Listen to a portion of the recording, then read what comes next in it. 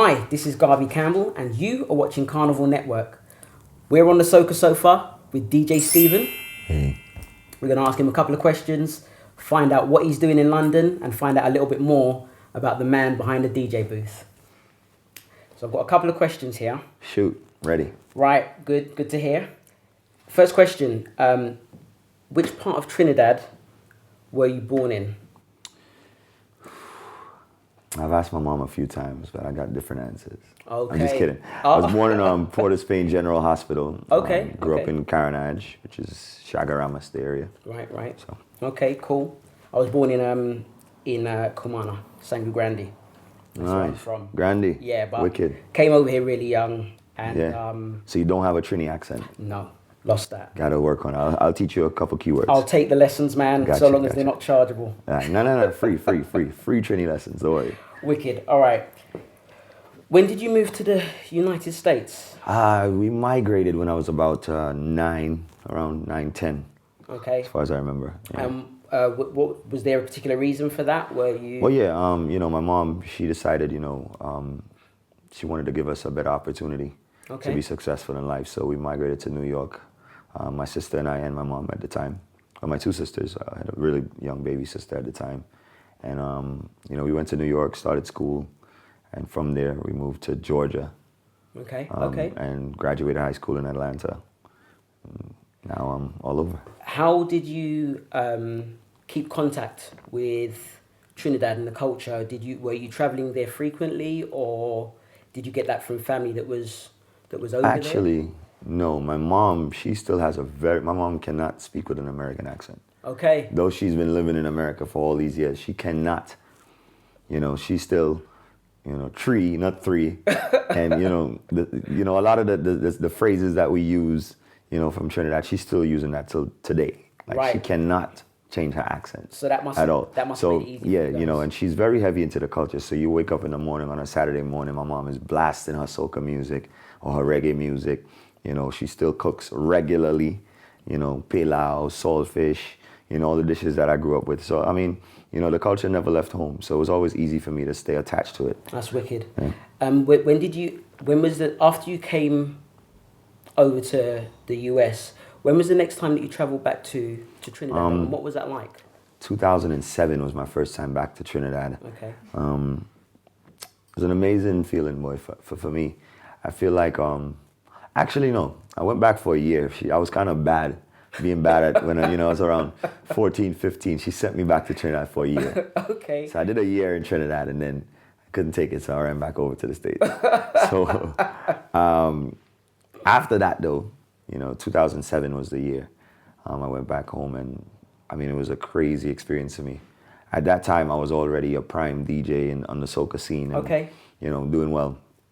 And just getting the real vibe of the culture was different. Because some people say outside of the Caribbean it's a little bit watered down. It kind of is, in all honesty. But getting back home to the real roots was a crazy vibe for me, man. Very inspirational for sure. That trip was amazing. How did it change your perspective on, I suppose, on Caribbean culture as a whole, but where you're from, seeing it? You're already a DJ. Mm-hmm. Did it alter your perception or give you perhaps a different perspective? Yeah, more in depth, obviously. The things I would really focus on, from the States would be more of just the music. Right. Now I got a better insight or deeper insight to actual carnival things, you know what I mean? Right. Better idea of how the fetes go. The vibe in Trinidad is totally different. You can tell a person about Trinidad Carnival all you want until they experience it. They don't know. They don't know. Yeah. You can describe it in the best way, the best words. You have to experience it. Yeah. You know what I mean? So experiencing it for myself was just an amazing feeling and totally inspiring, man. It just gave me more drive to, push this culture and introduce it to the world. So speaking of your drive, I found out about you around about 3-4 years ago. Mm-hmm. And one of the things that seems to come across a lot is your love of the culture, obviously, but your desire to really promote it and push it. In terms of how you find soca music is taken in or absorbed or heard by people outside of the Caribbean. How do you think that is for people who haven't, because I'm sure you've been in front of people who have no idea of the Caribbean, For sure. of the soca scene. How do you find it's received? Better now, for sure. I believe our culture is being accepted a bit. It's easier now for some reason. People are more open-minded in the world. Well, I guess, we're just getting more and more popular. But how I look at it, how I explain it to people is that, I look at soca music or Caribbean culture as happy music. Yes. And if you can package happiness and sell it, who wouldn't buy it? Exactly. So So that's happening now. What do you think stopped it from getting to this point in the past? Do you think maybe it's the technology or the willingness of people to work together more? I think a bit of everything. Now, with this new age of social media, it's easier to promote anything. It's easier to market things and get it out there on any platform. Whether you pay for it or whether you know someone that can help you get a boost, or whether you just study it and you understand how it works.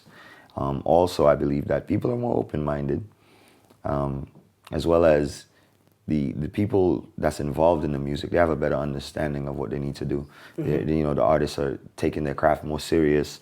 Yes. Stepping up their game in terms of their production levels, and so I think it's a little bit of everything. A little piece of this, they're being more experimental and mixing it, fusing it with this and that, and Afro beats and, EDM. And, I think all of these things contribute to where it's going now. And perhaps help make it accepted by people who listen to those different types Correct. of music. Yeah, I mean, for example, I think, some of the soca songs in the previous year or two by Drake and Justin Bieber, these songs were soca to me. Yes, the beat Definitely behind them. Definitely. And some of the songs if you listen carefully, they use references from the Caribbean. Drake, some of the songs Drake would mention, the Caribbean or Jamaica, or, that kind of vibes, or whining or something like that. So, I think our stuff is definitely crossing over. It's just a matter of time. Yeah, and people are hearing it and liking it, and they don't even, some of them don't even know what soca is. Correct. So I think that's what the key is. We need to actually hold on to what we own, or what is ours, and claim it. We definitely got to let people know this is ours. That what you hear, that's not pop. Yeah. That's soca. And I think, from my own perspective, soca does have something that a lot of different other types of music just, in my perspective, don't have. Yeah. So vibes. Yeah. You can say a lot of different things. You can say, well, it's the beat, but then there's soca songs that have, just bass. No beat. Yes. You can say it's the melody, but then there's songs that just one straight melody all across the board. Yes. So it's just the vibes. And that's my personal definition. I wouldn't say, this is what soca is and you should think this is what soca is. My definition is, I think it's what makes soca unique is the vibes. Obviously, to make it similar or for you to be able to say, okay, that is soca, there's something in the beat and the melody to make it relatable. And, for you to say, okay, yeah, I can identify that. But I think it's the vibes. Yeah, that wouldn't... Sure. I suppose for me that when I realised that wouldn't apply was when I realised that a lot of the soca, this is years ago, that I was listening to was actually coming from a lot of different islands. This is when I didn't know a lot. Yeah. So they were playing music from Dominica, Barbados, Trinidad, a little bit of St. Lucian stuff I was able to hear. And they all had their different type of edge, their flavour. For sure. While at the same time, the vibe never changed. Yeah. People were willing to dance, get along. There was next to no trouble. That's something else that I like about soca music as well. There's, happy music, man. Yeah, you're not going there to start a fight or harass people or whatever. Nope. So the vibe, that's actually a nice way of encapsulating all of it. For me, for sure, that's what I would use to, explain it to anyone. What is soca music? First word I used to define it would obviously be happy music. How do you describe happy music? It's the vibe. Yeah. You know what I mean? How does it make you feel? You know what I mean? So for sure. Cool. All right, we'll move on. Your So while we was doing our research, we found out your dad was a DJ. Yeah. So how did that play any part in you taking the path that you're taking? Absolutely. And if so, what influence, if any, does it have now on how you do what you do? Well, my dad being a DJ, as a kid coming up, being around my dad, seeing him with all these speakers and turntables around the house, you always want to kind of get involved. You always want to dibble and dabble here, touch it. I broke 1 million needles. I remember my dad telling me this story. He used to have all these speakers laying around the house. He's sitting one time, I'm a little kid, and I took the speaker and hit him in the head. And I'm small, I'm little, so you can't really beat me because I'm like 2. Yeah. You know what I mean? So Dad being a DJ has definitely influenced me for sure. And my mom knowing that, she was actually the key piece of me becoming a DJ. I'll say because when we moved to Georgia, I was so bored and so angry for leaving New York and all my friends. Mm-hmm. She decided, okay, she needed to find something that, could occupy my time. Mm-hmm. So I don't spend the rest of my days being angry at her. Okay. So she found this guy named Ibis. That's his name. Ibis? Yeah, Ibis International. He had a sound system in Atlanta. Okay. Older guy, had all the equipment, but he just didn't DJ for himself. Okay. So he always had guys that came under him. And he was like one of the pioneers in Georgia for Carnival and Soca music, man. Okay. Legendary guy. I'll have to look him up. Yeah, man, for sure. And so he had all this equipment, he had the music, everything. So all he needed was just somebody to play it. So, she spoke to him and he agreed to bring me on and teach me what I needed to know, or, just give me a chance to work with the equipment and the music. Mm-hmm. Within 2 weeks, man, it was just magic. You just took to it like a duck to water and that was it? Yeah, it was just instant. So where were you playing? Were you playing in clubs? Or? Yeah, well, my first party was a house party in Atlanta. Nice. It was September 2002. Damn. Yeah, September 2002. This year's my 15-year anniversary, actually. Yeah, no, I've been checking. So September 2002, and that house party, people could tell from there that it was one of the older guys in the community, Caribbean guys in the community, a guy named Marcus, I remember. Okay. And so everyone who was somebody in the community was there.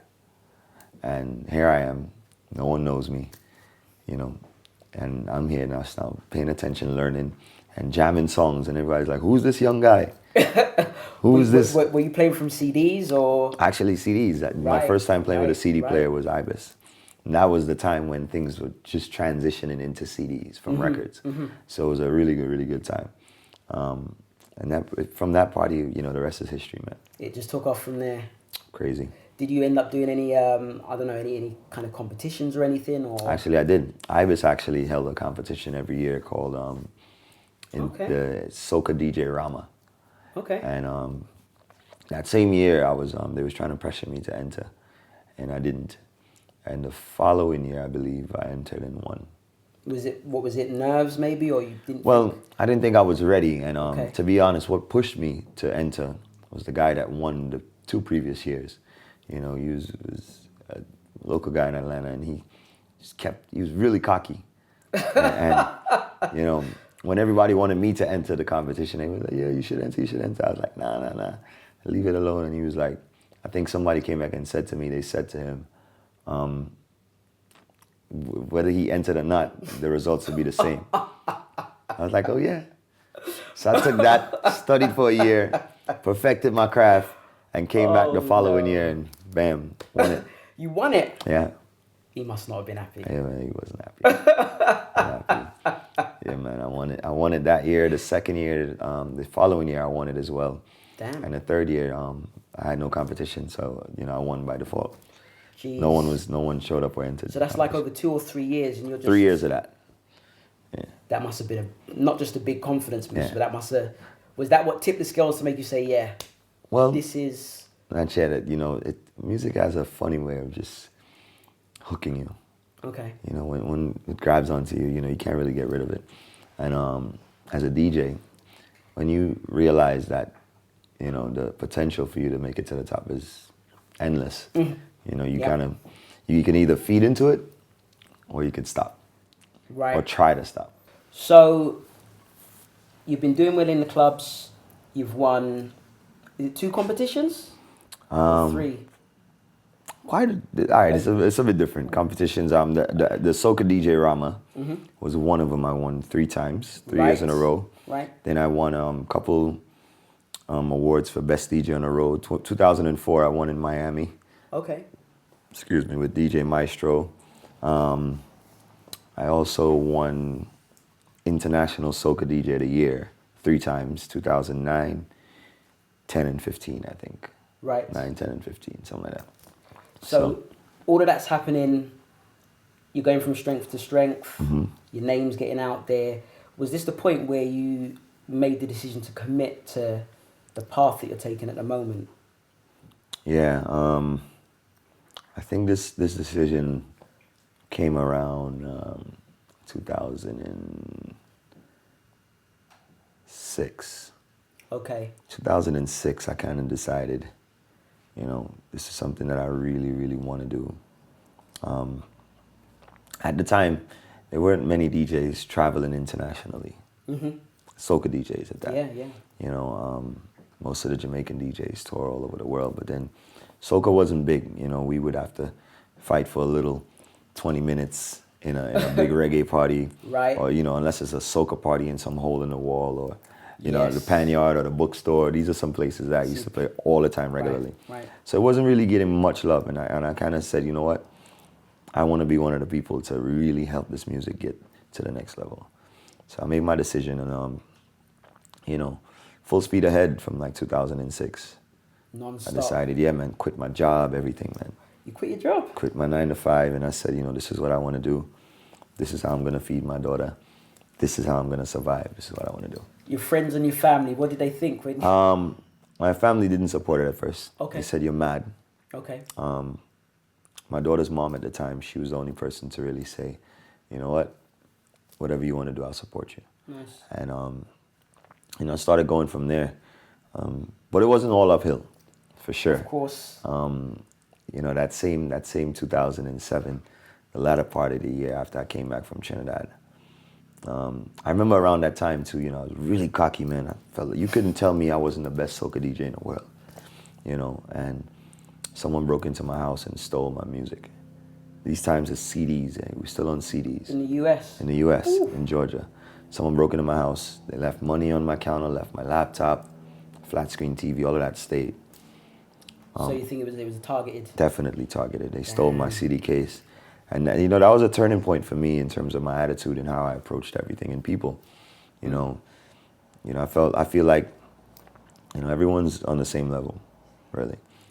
No matter how big I am as a DJ or as an entertainer or as a superstar, I'm still a human being. It was a humbling experience. Very humbling experience, man. And it totally changed how I look at things and how I treat people. So, I think I needed that, and I thank God for that too. But it didn't demotivate you? Not at all. Not at all. For a short second it did. And then, that same night that my stuff was stolen, I had a show. I remember at the spot called Party Room. I went to the party room, and one of the DJs, I had to tell the promoter, obviously, I'm coming, but I can't DJ. Okay. My stuff was stolen. And it's not like a laptop where your stuff is backed up on a hard drive where you can just get your backup hard drive. And it wasn't those times. It was a CD case, which if you don't have a double, you're done. Yeah. So I was pretty much done. And I remember calling the promoter, and I told him, I'm going to still show up because I'm on the flyer, but I can't really DJ. I don't have my stuff. Someone stole it. I guess he told the other DJs, well, you might have to play longer or whatever. Steven doesn't have his stuff. And I remember what really gave me that extra motivation, because I was really depressed that entire night. I didn't want to go. Cried tears. One of the DJs was on the mic. He looked at me and he was laughing. And he said, Steven, what happened? You can't play? What? Yeah, that was like a stab in the heart. And he already knew what the situation was. And he knew what the situation was. So to me, that was like a low blow. And, he just reignited the fire, man. Yeah. I'm starting to see a pattern here. When people seem to try to communicate to you that you can't do something, it sounds like for sure that motivates you to. Yeah, absolutely, absolutely. When your back is against the wall, I think that's when you show the most strength. Yeah. So I'm looking at where you are now. So you're traveling the world. You're DJing in a lot of places. You're You've got a clothing line, I understand. Absolutely. Can you tell us a little bit about that? Yeah. I am Soca. I started a clothing line called I am Soca. Okay.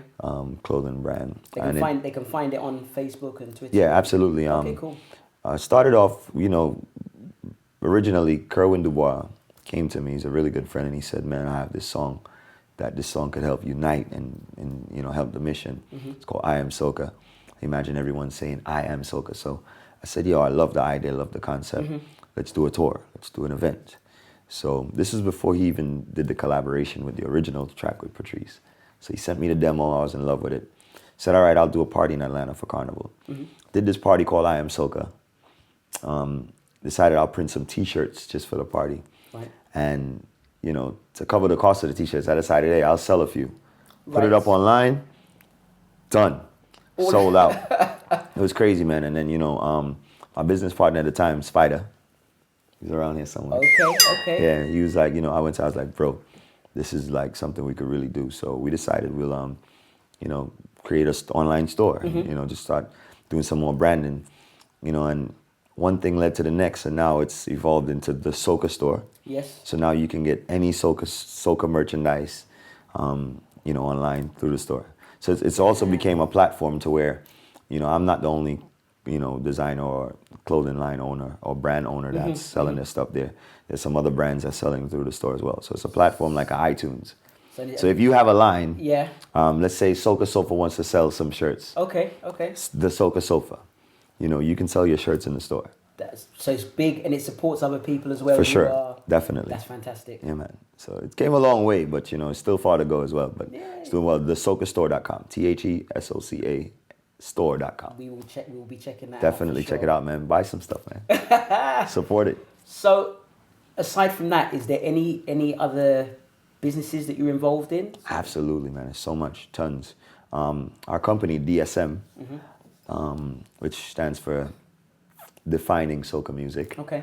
It's actually like an umbrella company where we consider it to be like a label. Okay. So we do a lot. We manage artists, project management. We're also partners in, I'm actually the co-founder of Hollywood Carnival as well. So. Okay. Yeah. Okay. Yeah. I've seen a lot of stuff going up on Facebook, but I didn't know that you were involved in that. Yeah, I'm the co-founder. I'm one of the guys. Wow. Myself and Karen Adams, we founded it. He's the CEO. So we founded it together, man. Two little black guys, we went to Chamber of Commerce, the mayor, the city, and we got it done. We pull it off. Because I have been following Hollywood Carnival quite closely. Yeah. Because for me, it looked like it come out of nowhere. I was like, it did actually. I was like, Hollywood Carnival, like. It was just a dream, actually. I would play in LA all the time mm-hmm. for the same Karen guy. He's a promoter, a good friend of mine. And one year I did LA Carnival, which is the week after Miami. Mm-hmm. Really small, like the bands would have like 6 people. And, we was having a laugh between him and I. He was like, yeah, you see this? It's a waste of time. I'm like, well, what can we do to build this? Mm-hmm. He was like, don't nobody want to come here, man. We need to go on Hollywood Boulevard. I was like, well, that's a good idea. Mm-hmm. It's like, let's do it. He was like, well, how? I was like, dude, we could do it. We have all the resources to do a carnival. We have the knowledge. Whatever we don't know, we'll learn. And it's just about believing that people will... Absolutely, man. And, we started from scratch. Took licks the first couple of years. Excuse me. That's right. We took some licks the first couple of years, but now it's on the up and up, and it's doing great. So the people who take part in it, is it predominantly people from a West Indian background, or are you getting all kinds of people? That's the base, but it's definitely, we named it Los Angeles Culture Festival. Right. We wanted to make it more broad. Yeah, of course. We figured with, the demographic, when we studied the demographic of the people in LA or in California, in Southern California, there's not many Caribbean people. Right. But there's tons of Latin people and, South American. And so we said, okay, if we do a culture festival, we can incorporate everyone and make this a festival for everyone to enjoy. And it worked. We have tons of different, ethnicities and different groups. It's just crazy to see, man. We have a mile long of just arts and crafts and different cultural groups, and it's crazy. It sounds it. Nuts. There's someone that we're working with in the US who says she knows you. Her name's Bia. Yeah. and she wanted me to ask you to mention your involvement in the South Carolina. Yeah, I was going to get Carnival. to that too. Ah, okay. I was going to get to that. Please. So from Hollywood Carnival, it just brewed this new excitement in me for, you know, just helping carnivals or building carnivals. Because, okay. you know, carnival is the mecca. It's like it's the heartbeat. Yeah. You know what I mean? Soca is really the heartbeat. But we say, you know, without carnival, you know, most people enjoy carnival, soca and carnival. Yeah, yeah. And, you know, fets, of course. Yes. So carnival is not just a parade. It's made up of a lot of different things. Mm-hmm. So live bands, there's lots. Tons of stuff, you know, it's just a cultural melting pot. Yeah. So a friend of mine, Lisa Small, she called me. This was after Hollywood. We started Hollywood. She called me a couple years ago and she said she wants to do a carnival. Okay. And I'm like, well, why not? Let's do it. She lives in Columbia, South Carolina. She's, you know, born in Trinidad and Caribbean. So she said, you know, there's tons of military bases around. There's a lot of Caribbean people in the military bases. And of course, in the surrounding Carolinas, there's Caribbean people. We can pull this off. So I was like, hey, let's do it. So we started putting it together. It's the second weekend in June, the first weekend in June, sorry. And we started putting it together. I think we're going into our third or fourth year. Okay. Fourth? It's fourth year, yeah, fourth year. So it's doing pretty good, man. It's a little bit different from Hollywood, you know. With Hollywood, we're shutting down the most popular street in the world, Hollywood Boulevard. Yeah. With South Carolina, some of the challenges have been, you know, venue, finding a place to do our parade and our festival that, you know, people would want to come to. Why would you want to come to South Carolina, you know? So it's just been a little bit challenging, but definitely growing, and I'm definitely excited about this year. Do you have? Sure. Does it have a Juve morning or? We have a Juve we've been working on. We found the perfect venue last year. Okay. And it was really, really good. So, you know, we just want to build on it and make it better. But South Carolina, definitely something to look out for. SouthCarolinaCarnival.com. So have you taken part in Carnival yourself? Or is your involvement in Carnival usually behind the DJ booth or organising? No, man. I do so much. Now, currently in Trinidad, I'm actually part owner of a band, a mass band, Flirt Carnival Band. Okay, Flirt. This is my second year of ownership going in. It's doing pretty well. I've been a part of the band since inception, which is now 4 years old. The first year we won Medium Band of the Year. I was just one of the main DJs then. And then 2 years later, you know, I was offered a partnership. So I'm now part owner of that. And we're doing pretty good. We won, I think we came 5th last year. You're talking about maybe 60 plus bands. Yeah, I know. So 5th is a big deal, you know what I mean? Yeah. So came 5th in our medium band section. And we're going to try to win something again this year. Okay, well, good luck. That's one aspect. I'm also a promoter. So I do events. I have a boat ride Carnival Friday in Trinidad every year. Bright Colors does extremely well. I'm launching a new concept called Binge. I like the sound of that. Yeah, Carnival Sunday. So, you know, beach cooler vibes. You know, you bring your coolers. It's a little beach. We have a stage that's going to be in the water. Which beach? It's going to be down Chagaramas. Okay. Yeah, it's a venue called Shaka Cabana. Really nice venue. So we're doing it down there this year for the first time. Ticket sales are doing really, really well. So Binge, look out for Binge. Okay, I'll be checking that out. Yeah, for sure. And that, well, what else? Yeah, I was so about promoter, to ask. band owner, band leader, DJ. Actually do a lot of project management for Lyrical. Our company, DSM, we actually manage Tedison John, Cassie, and you know, a couple of the artists, and we manage some other DJs as well too. So do a lot, man. So tell me, what if you could describe for us a busy month for you? What does that look like? So obviously there are some types. There must be some. I assume there's some periods where things die down. No. Thank God. Okay, so what would your busiest months look like in terms of like how much things you're getting done? People are chasing you up for, you know, your input on things and projects that you're putting together. What does it look like? All right, I'll give you two sides of it. Okay. One, we have a busy month like January where I do my birthday tour. And I'm touring from city to city, promoting my own birthday parties.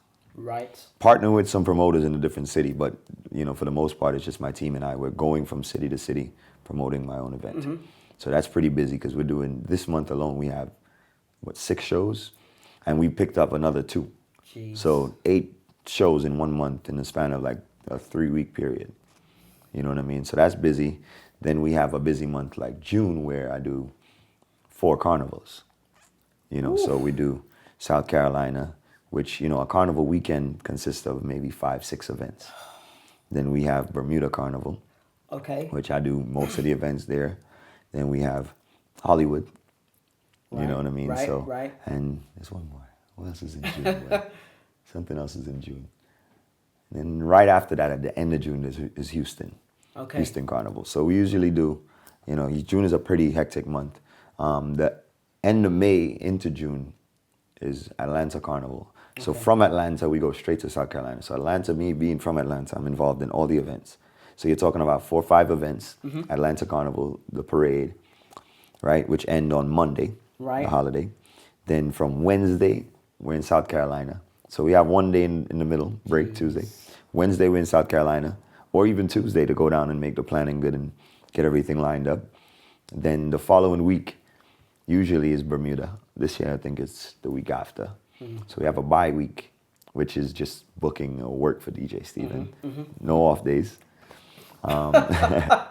Yeah, it's pretty crazy, man. It's pretty crazy. So how do you, because looking at what goes out on your social media, it really does look like family plays a really important part in your motivation for doing this, making sure you work so hard.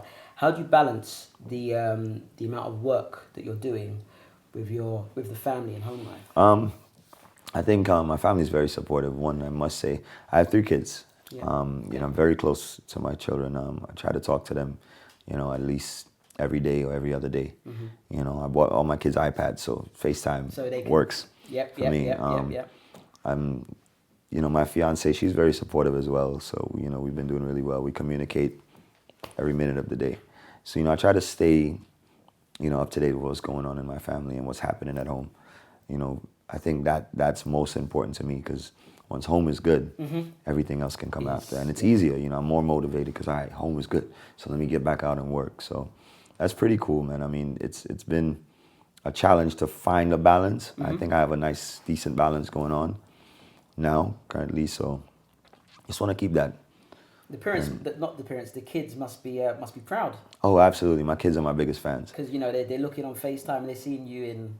Yeah, sometimes my kids will call me while I'm at a show.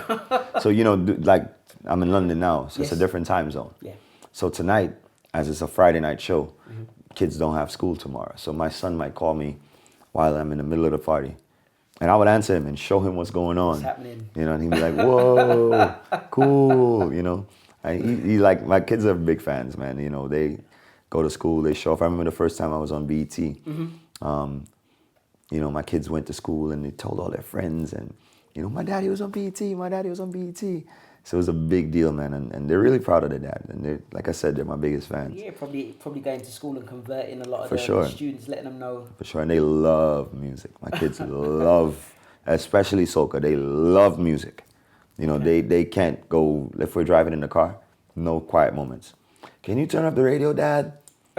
Sure, all the time, man. So big up to my kids, man. Cool. For sure.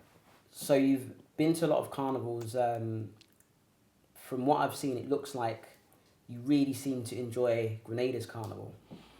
Yeah. I find that interesting. I have my own suspicions why, but I'd like to hear from your own words. What I love about Grenada, first of all, is the people. Okay. I feel like Grenada is some of the most loving people, most generous, most giving, most welcoming. However, they give you aggressive love. Okay. So a Grenadian will come up to you if you don't know him. Steven, what the hell, boy? I'm like, what? Look, take a drink. Yeah. So basically, that's what I would say to anyone. If you're going to go to Grenada Carnival, you know, just be yourself. Pretty much just don't worry about the oil and all of that. It comes off. Easy wipe. You do what you're told, base properly. It wipes off, it comes off like nothing. Just be yourself and just enjoy it, man. Just, you know, take it in for what it is. Trust me, you'll have a blast.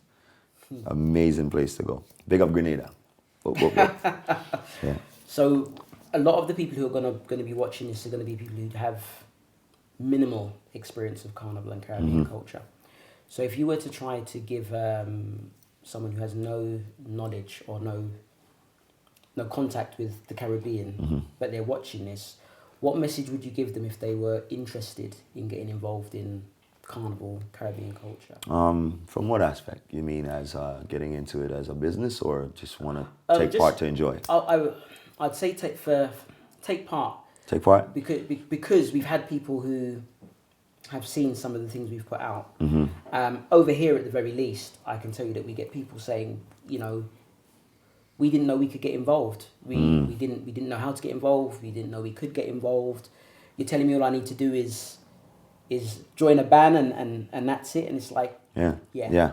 I mean, it's easy. The basis of Carnival, to me, you have to kind of, it revolves around mass, right? Which is, the parade with the costumes. I'd say you have to experience that. Play mass, go to a fete or two, must go to a fete or two, must fete. And don't just go to a fete to observe.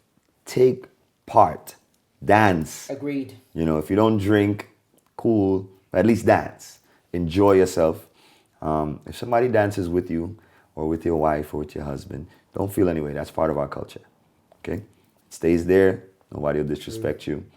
Take it for what it is.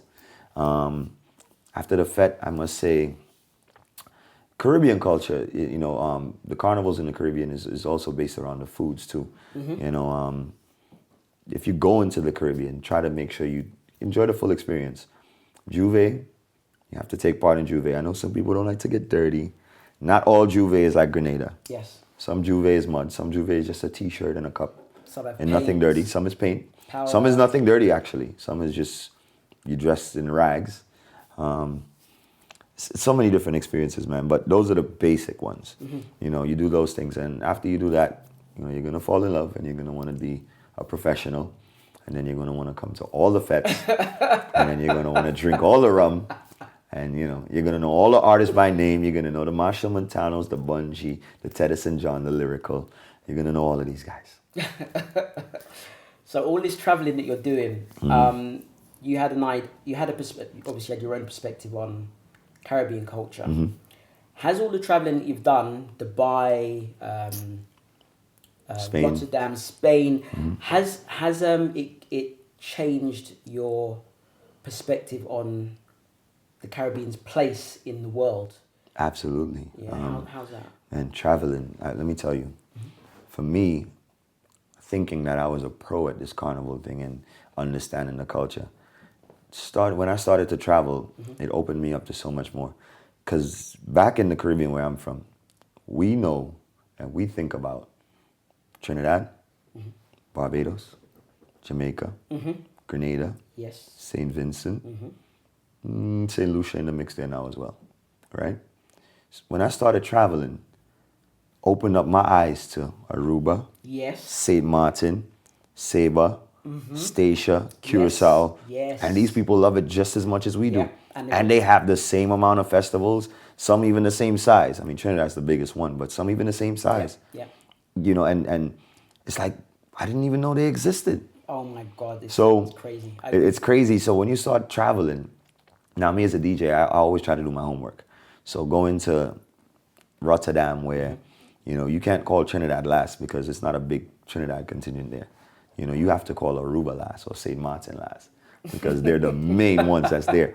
So learning these things and studying, I'm like, oh, wow, this is different. Yeah. And now even going into France and doing some of the French carnivals that they have. Which ones have you done? Montpellier, Bordeaux. Okay. I haven't done Paris Carnival yet, hopefully this year. Have you popped over by any chance to like Guadeloupe? Yeah, I've done Guadeloupe last year. Guadeloupe. Okay. Martinique, I've got a lot of bookings requests, just the dates haven't matched yet. It's cool out there. I went there last year. There is some work to be done out there. Absolutely. But at the same time, absolutely. They have Zouk that they play over there. Zouk. But what I noticed is when the Soca came on, they knew all the tunes. That's what's happening. So what I'm realizing, I'm actually working on some projects now with some of the French DJs as well, trying to help the soca music get into their markets. Yeah, because they didn't have a lot of the latest music. Right. That's so where they. Part of the problem is creating awareness and then giving people the opportunity to get the new stuff, the DJs especially, get the new music when it's released, and also be up to date with what's going on in the market. You have to understand and know what's happening, so you know how to present things. So I've been kind of a little pathway, connecting them to the music and the vibes. So I've been just sending out the music to the guys, getting them to know some of the artists and know what's going on, or know what's going to happen before it happens. Helping them make connections, open doors, getting them on shows.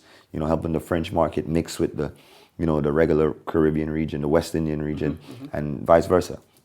I'm actually finishing my birthday tour in Paris. Next week. So, how do you deal with the language barrier issue? I mean, for me, it was just like you. I had no idea. For me, the Caribbean was Jamaica and Trinidad for a very long time. And then later on, you find out about Barbados and Vincent. And you think you know, and then all of a sudden, there are these other islands that speak Dutch. Absolutely. They speak French. And the only reason you haven't made contact or known about them is just the language barrier. Absolutely. For me, I see it as a challenge. Very intrigued by it. You know what I mean? So I'm always excited to go to these places. And what I try to do when I get there is, study, pay attention, pick up on little things. I always try to get someone to teach me or help me say this or help me say that. Some things are just standard as an entertainer. Put your hands in the air, wave from left to right. Somebody say, oh yeah, la, la, la. So some things are standard. So me being a very interactive entertainer, I try to find little things to be able to say in their languages that, can help. Or I do a roll call, like, for example, if you're playing for a big Haitian crowd, you say, tout Haïtien fait bruit. What does that mean? All Haitians make noise. Wow. You know what I mean? So, little things like that will get the crowd going or riled up. So, I try to study and do my homework. So when you go to different markets, you have the little key things to get them to pay attention to you or to get involved. Right. And I try to use the fact that I'm able to do that and then introduce the soca at the same time. So, it's very, very challenging, but, it's worth it. Totally worth it. Okay, so one of the things you're looking towards doing is taking soca mainstream. For sure. Are you concerned at all that when it becomes mainstream, that there's a possibility that it might become watered down like some other genres have become, or? I don't think so. I believe that, everything is a cycle. I believe that there's a time for everything. For example, currently, now people say power soca is dead. It's not. Now they're saying that because in Trinidad, there's not a lot of power soca hits, or a lot of the artists are not focusing on power soca. Everyone's trying to cross over. They believe the groovy soca is easier to grasp for someone that doesn't know soca music. It's easier to understand. It's a slower pace. It's easier for them to dance to. Cool. But I believe after one is the next. Power soca is not dead because when you go to places like St. Vincent or Grenada, Antigua, love. It's power. These are power places. So it's not dead. It's just they're not focusing on in Trinidad at the moment. However, it will come back around. There's today for this one, tomorrow for that one. So I believe the same thing will happen when the music finally crosses over. Even if they water it down to get it in the doors, the original or the authentic soca will eventually come back. So I'm not worried about it. And I think you need both. I mean, yeah, man. If I go to a fete and it's power soca all night, I can't deal with it. I need it to slow down. I need it to speed up. Right. Sometimes you might want to dance by yourself. Sometimes you might just want to True. chip around with your rum. Sometimes you might want to dance with a girl. You need the right kind of music for it. For sure. So if you have one set type of soca whole night, it doesn't make for as good a party. I'll give you an example. A couple years ago, Marshall and I did a show in Paris. And when we were going over the set list of what we would perform, all groovy songs. So I said to him, no power. He said, this place, they like this zouk, the slower stuff will work better. I said, all right, cool, let's put one power in there just in case, to test. So then me being my, homework doing self, Okay. I went in the crowd while we were waiting to perform. I went in the crowd just to observe some of the DJs. And one of the guys was playing Follow My Ding Ding and some of the bigger power songs, older ones. And I took a video. I showed it to Marshall. So, okay. We decided, hey, let's add 2 more. We added 2 more. Right. So this is a total of 3 songs, power songs in the set. We ended up doing a whole 15 minutes of power soca. Because, you think that's what they wanted. They wanted the groovy stuff because the Zouk love in place and everything like that. But it's totally opposite. When they felt that energy from that power soca, they were loving it. It's crazy. So would your advice be to a lot of DJs, perhaps sometimes it's good to take a chance? Yeah, test it. Test. Do your homework. That's all it is, man. And sometimes you could tease. You could, the different transitions, do different mixes. Test it out, see how they respond. There's big songs and everything, in all genres of music that you can do that are just anthems. Okay. That will tell you, hey, they want to hear this. So, Okay. Let's test it out. So speaking of genres, aside from soca, what other genres of music are you into? Afrobeats. Okay. Love Afrobeats. Okay. What else I love? I love reggae. Like of course. conscious reggae. Yeah. I'm not so into the new dancehall. I like all types of music, Yeah. but I believe dancehall is going through a transition as well. It'll come back around. There's some good ones out, but my personal opinion is that it'll come back around to the singing about love. I'm not sure if you saw it. There was a video put up on Facebook by Mr. Vegas talking about how dancehall has changed. He was basically saying that he wasn't happy with it because it was funny because he played some old soca, say like 5-10 years ago, and some of the latest soca, and he was basically saying to his audience that soca music has evolved, but it hasn't changed. Mm-hmm. And then he played some of the older dancehall, Shakadima, some Pliers. Sure. And then he played some of the newer stuff. Played some of the new stuff, and the moment he pressed the play button, you could tell it was. Yeah, it definitely changed. It lost something. What I think is with that, what you sing about, is what you represent. I think now, the new movement, which is not new, is just coming back around. What everyone's trying to sing about is love. Yes. I think that's where the direction everyone should go. If you do your research and revert back in the days, some of the biggest songs, it's about love. Yeah. Devante, everyone falls in love sometime. Now you have a hip hop remix. That's one of the biggest songs in the world.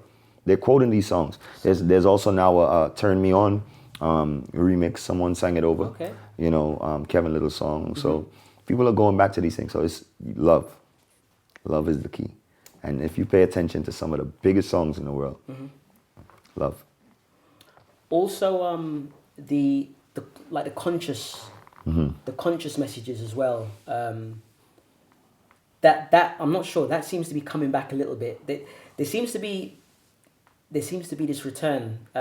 You've heard the tune by is it the Ultimate Rejects? It's got MX Prime on it, and the sound that they've got is the kind of sound that I was listening to when I'd go to Trinidad Carnival like 4 or 5 years ago. And that seemed to have gone for a few years, but they've kind of brought it back, and it looks like a lot of people are getting behind that tune. Yeah. What I feel like helped that song, besides it's a really, really good production. That song to me, just the beat alone without any words was a hit. Yes. Obviously, it's something familiar. Yes. It's old school. Yep. It's just powerful. So the lyrics, however, he's saying, the city could burn down, we jamming still. Yes. Understand? We still gonna enjoy ourselves regardless of what's going on in the world. So the message. That's all it is. Understand? The building could fall down, we jamming still. That's how I understand. You know what I mean? And that's Caribbean culture though. You know what I mean? Donald Trump is president of the United States, but guess what? We jamming still.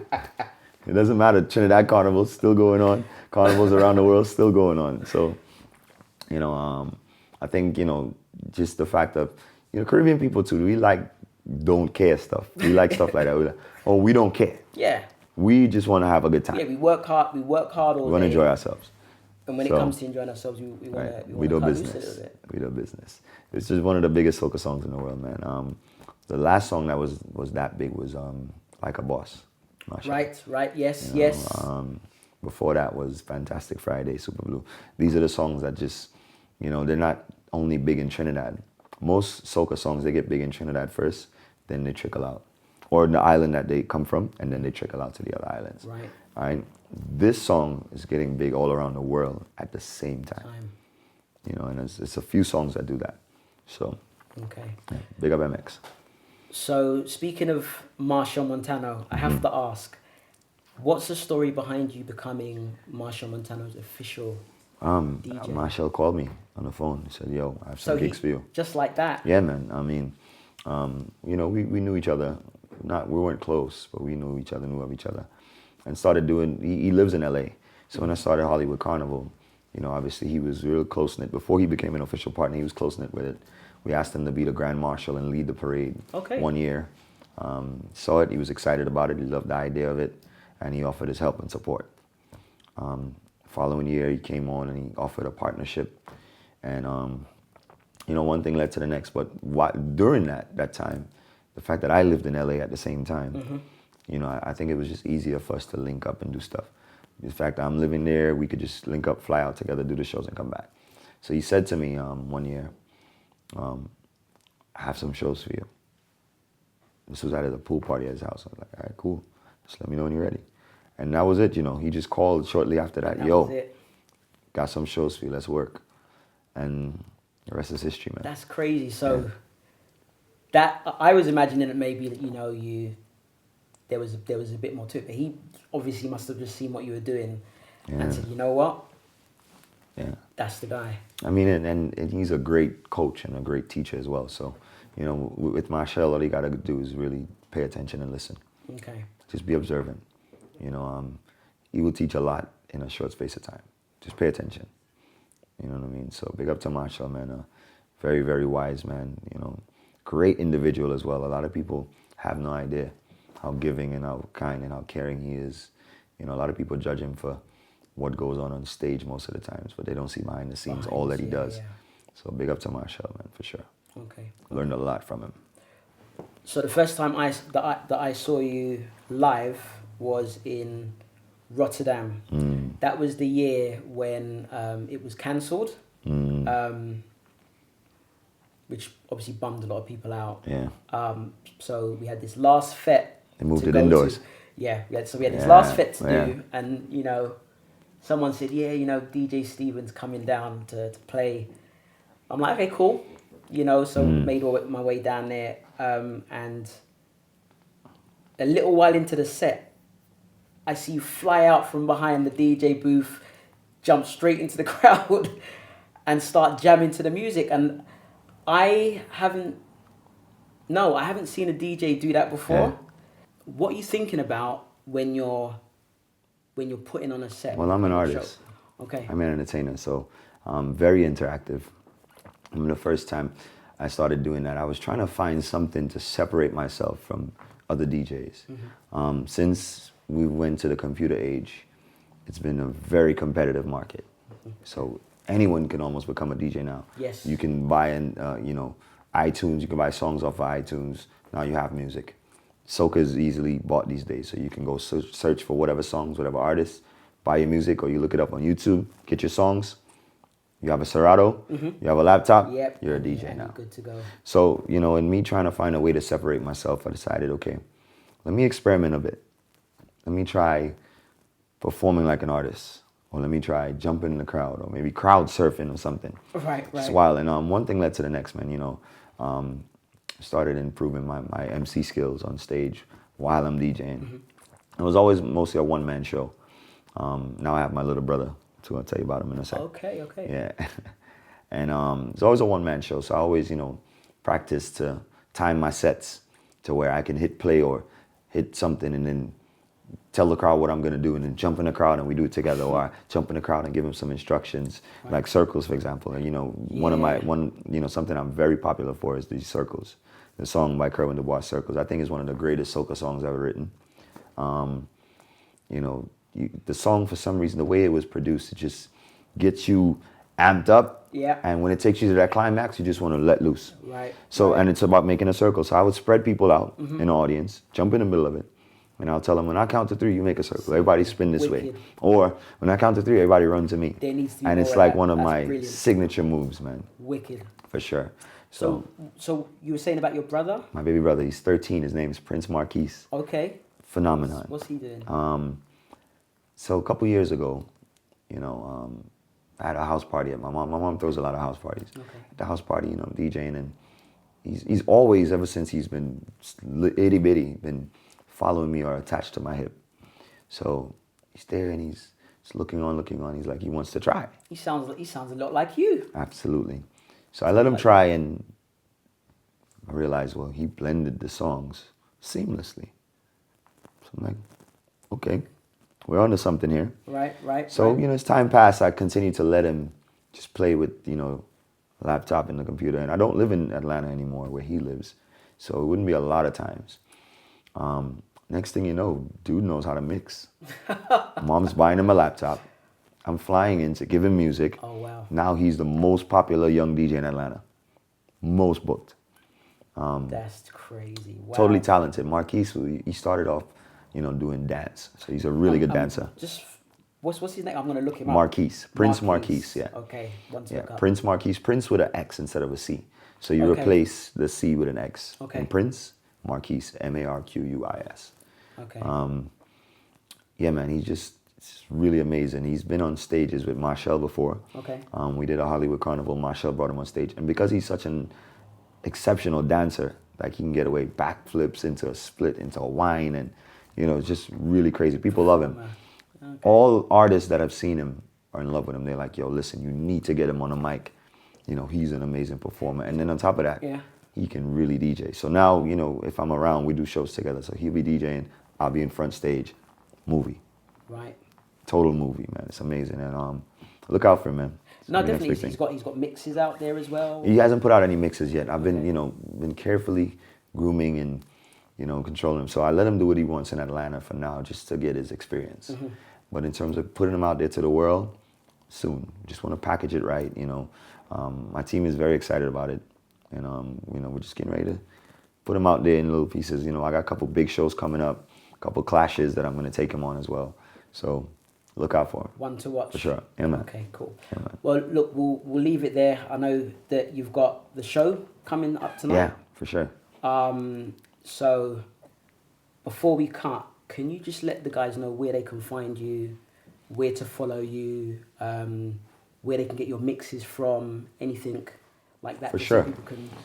All right, guys. So basically, you could find out anything about me on my website, which is www.djstephenmusic.com. That's DJSTEPHENMUSIC.com. All right. Also, that's my Instagram handle at DJ Stephen Music. SoundCloud can get some of my mixes, or you can get them on my website as well. Everything basically through my website. So look me up, Google me. Wicked. DJ Stephen. Stephen, thanks for the interview. Yeah, it's man. been a No pleasure, problem. man. We made it finally. Yeah, make sure you look us up the next time that you come down to London. For sure. We'll be in touch. So, you've been watching Garvey Campbell and DJ Stephen, watching Carnevale Network, and we'll see you next time. My mission is to be legendary. Nice. Follow us on Facebook and Instagram at Carnevale Network, on Twitter at CarnivalNet, and check out our website, carnivalnetwork.co.uk.